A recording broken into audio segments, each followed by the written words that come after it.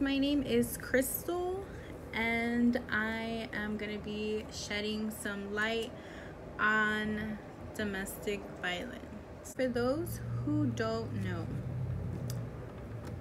domestic violence is a behavior, an aggressive behavior between an abuser and a victim.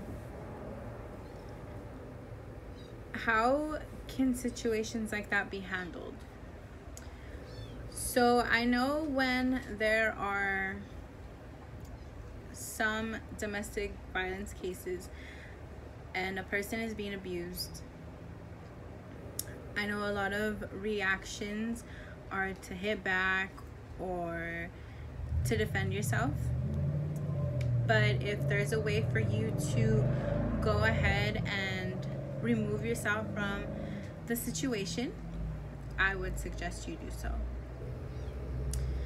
And if the abuse just turns into something that you can't control and it's just being repeatedly, it's an ongoing thing, I would suggest that you go ahead and you contact the police.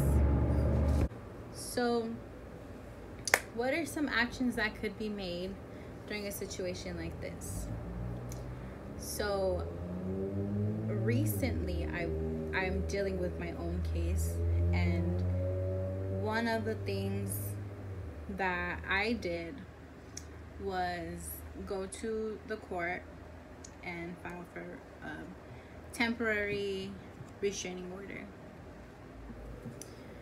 And with that, you know, a person or your abuser has to stay away from you for my case, it was little less than a month.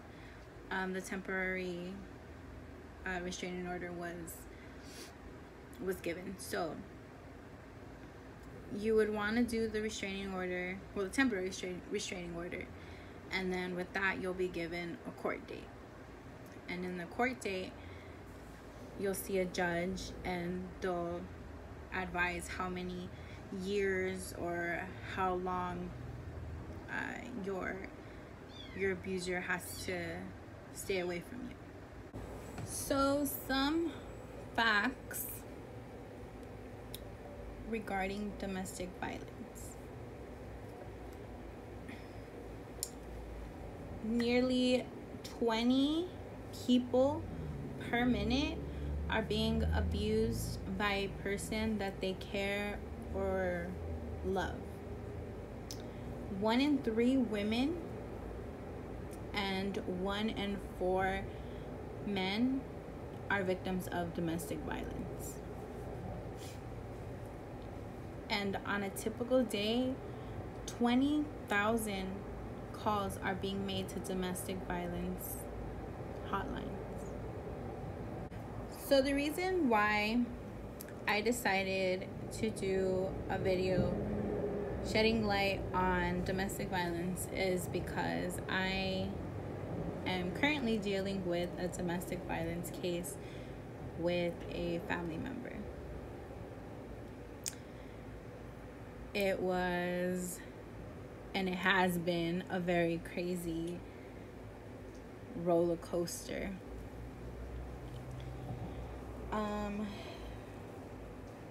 So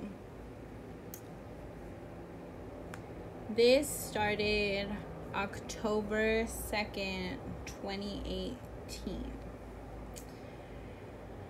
There was a conversation happening between my mother and I, and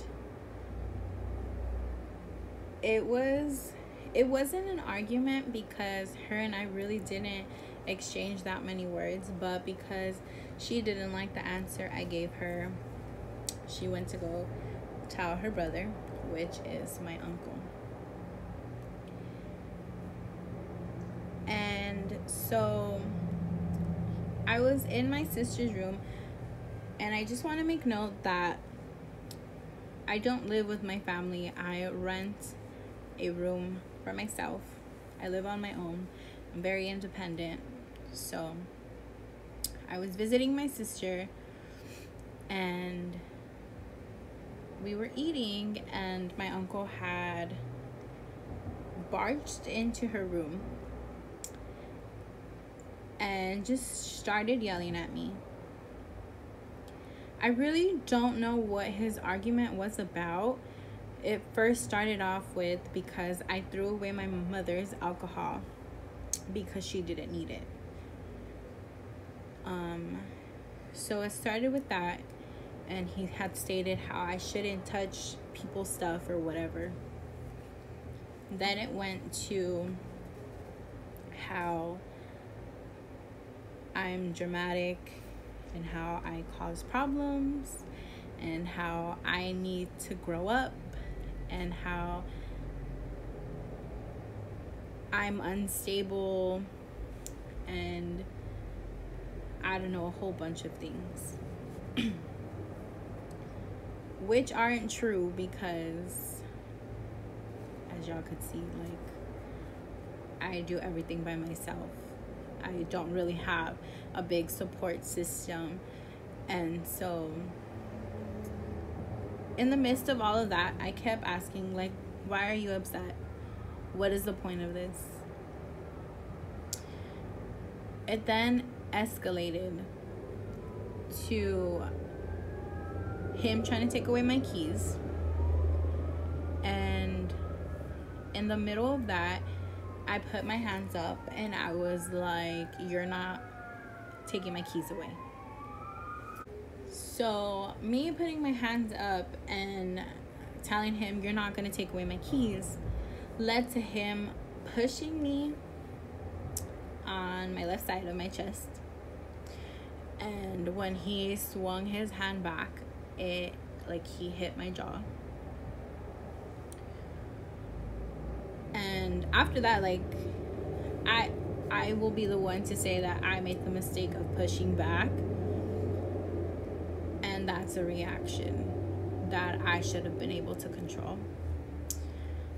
But that's what happened, and I'll admit to what I did.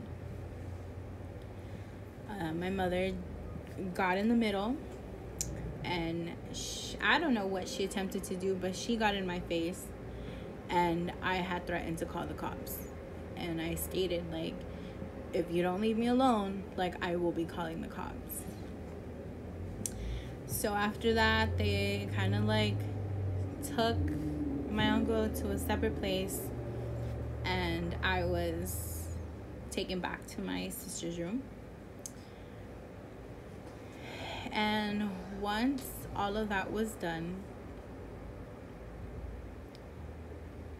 my uncle decided that he wanted to call his mother, which is my grandmother. And just the little bit of things that I heard were sickening to my stomach. You cannot play the victim when you're telling other people, if I really wanted to hit her, she would have been on the floor. You don't make comments like that and try to play the victim after. You know, I got threatened that my car was going to get towed while I'm sleeping. My car was going to be taken away from me while I'm at work. You know, every minute it was something. I'm going to do this to her. I'm going to do that to her. If I wanted to do this, she would have been like this. And it's sad to hear somebody that you love and that you care for say things like that.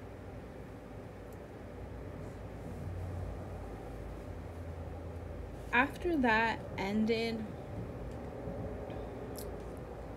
I didn't want to leave my sister by herself, and I wasn't going to leave my brother there by himself. A couple of days later, all of that happened on October 2nd.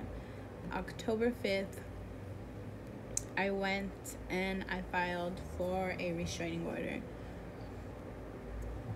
that was granted, and I had my cousin go ahead and serve my uncle with the restraining order. He can't be around me. He can't be around my sister. He can't be around my vehicle. He cannot stalk. He cannot hit. He cannot be around us at all. And once he was served, what made things even worse was me catching my mother on video threatening me still.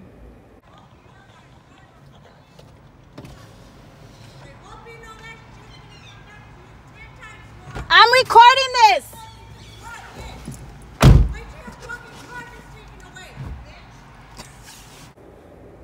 You guys could only imagine how I felt being told that I'm this and I'm that, and being threatened again. Watch when your car gets taken away, and this and this and that. After this whole situation, my hands were shaking.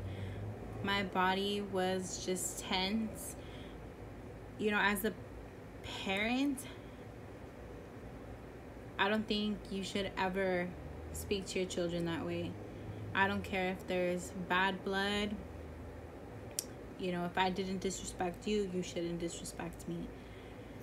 And for me, not talking to my mother for a year, and when I finally see her, this is what happens. It's saddening. You know, I've had my time to cry about it. I've had my time to be mad and be sad.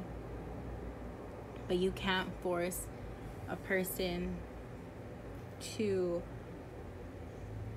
make the right decisions. You can't force a person to see the bigger picture of what's going on.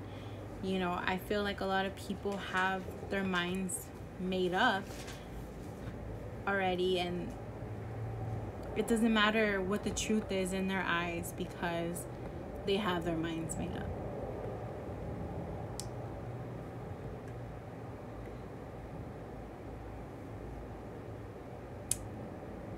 A couple days after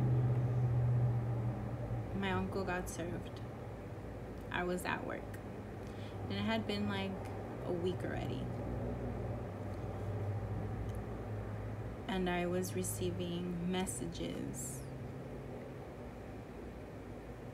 on my Facebook.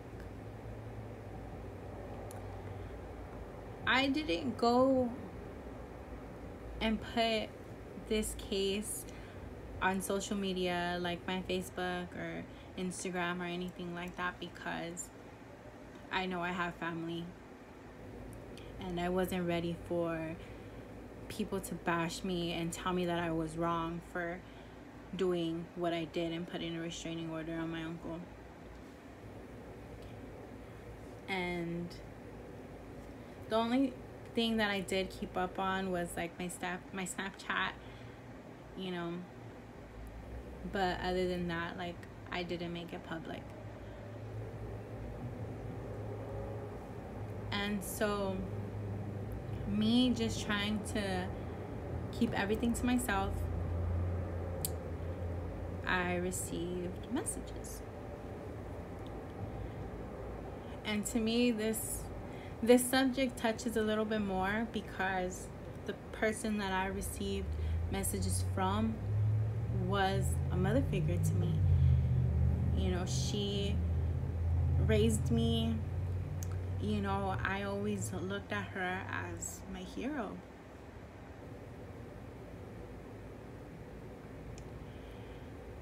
And so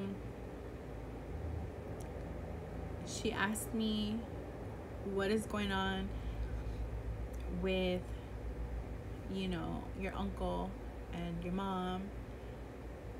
And so without giving detail, I left it plain and simple. And I said, I got hit. I put a restraining order. And that's that.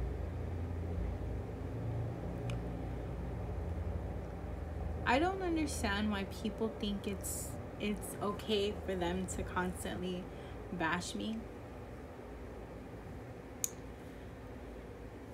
And so when these messages are going back and forth, I was told I was not being an adult about the situation. I don't know how much of an adult that I needed to be to protect myself. And when I stated I was looking out for my safety was being questioned. I was being questioned. She said, your safety. Let's not forget you went there.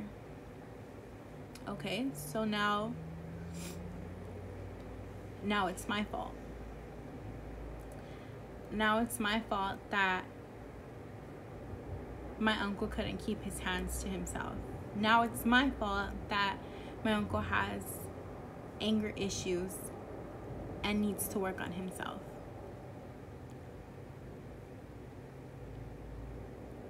I was so upset after reading that it was my fault that all of this happened. Like, I was hurt. I stopped working and I needed a cool break.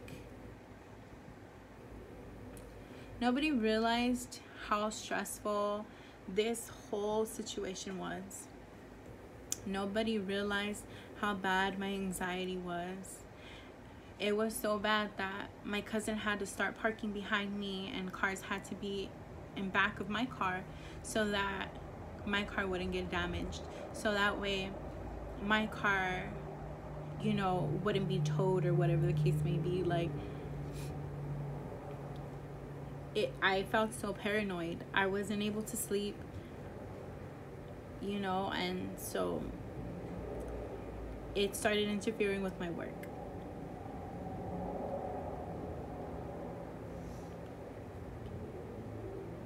After all of that, I feel like I'm still being harassed, even though it's not from him, it's from people who want to back him up and want to take his side. And it's sad. A lot of people who are in domestic violence relationships or are currently going through this issue, they don't speak up. And it is because of the people who want to make out these abusers to be so innocent. It's victims like me who do the right thing, and then some of them back out because they hear it's your fault, or they hear he'll change, don't push charges, he'll get help or she'll get help, don't go through with the restraining order. It's those people that feel like they want to make these abusers to be so innocent that victims who are actually dealing with pain and hurt, they back out. Nobody's story is ever really told because they back out. And honestly, I'm thankful that I had the strength to go through with all of this. I took on a battle dealing with my family. I went against my family because this was the right thing to do. I didn't want to be like those victims who don't say anything and who let abusers get away with what they've done. So my message for people who are going through this situation.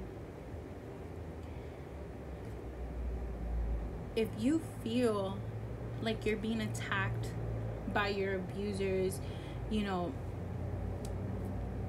support system, and if you feel like you're too weak for this, if you feel like you're too weak to stand up and do what's right, remain strong. You know, you will go through thoughts and you will probably have anxiety. I'm telling you this up front because this is everything that I dealt with. I could not sleep. I had anxiety. I had panic attacks. I was at work crying. I cried to my manager. I cried to my supervisor. I had to take days off from work because it was too much for me. You know, getting messages from family members, being threatened nonstop, feeling so stressed that my body was so tense. My work, let me tell you, my work is outstanding when I'm giving it 100%. And with this entire situation, I'm pretty sure I slacked a lot. And that's because I had other things on my mind. I had fear. I didn't know what was going to happen to me. You know, I didn't know what was going to be said to me or about me. I didn't know. So my thing is, for those who feel like they're too weak to protect themselves, you just have to remember that it's a mind over matter thing. Don't let fear get in the way of doing the right things. Don't let giving up be one thing that gets in the way. If this is something that you're passionate about, go through with it. You know, because every day I'm thankful that I was strong enough and I went through with this. It hurts, but I had to do it. Mine was for the people in his past that he did this to, who were manipulated to just dropping the restraining order, who were manipulated to just, don't go through with it because I'm gonna change. I'm taking classes. Don't go through with it. And I also did it for myself, to show that I am strong and I can protect myself. And I trusted a system that is going to protect me. So if you happen to run into this video for some reason and you're dealing with this, you're dealing with domestic violence, my message to you is to remain strong. And when you feel like you're too stressed, take a break. If you feel like you have anxiety, find a way to let it out. Go for a hike. Write your feelings down. Get involved with an organization that's going to help you cope with what you're dealing with. And that's exactly the things that I did. I got in contact with a lot of organizations, and a couple days before the hearing, I actually called a mentor and I cried on the phone. And I told her my fear is that he's gonna have 2 witnesses, which were his girlfriend and my mother, and they're gonna make him seem like he's the most innocent person in the world, and they're gonna lie for him, and he's gonna get away with it. And I just wanted to give a shout out to Naj from Light to Life, who is a person that I truly look up to because she dealt with domestic violence. And she told me, Crystal, no matter what happens at court, remember why you did this. Remember why you're doing this. Stand up for yourself and be strong. No matter what happens, you did this for a reason. And that just took a lot of worries away. So I will end on this note. Again, if you see this video and you feel like you are too weak to put a restraining order or to protect yourself, just remember that your safety matters. It doesn't matter if one person told you, think about their children, or think about their partner, or think about how their life is going to turn out. Don't let those little situations be a reason why you don't go through with protecting yourself. Your safety always comes first. And if you, for some reason, run into this video and you need help, look up organizations that can help you, or you can just personally get a hold of me. I am more than willing to help the next person deal with this situation, because your life matters and your safety matters. So just keep that in mind. Thank you guys so much for hearing me out. And I know this video was probably long, but I truly appreciate it. And I truly hope that this video gets seen and passed around, because this is my story and this is my truth. And I truly appreciate the time that you've given me.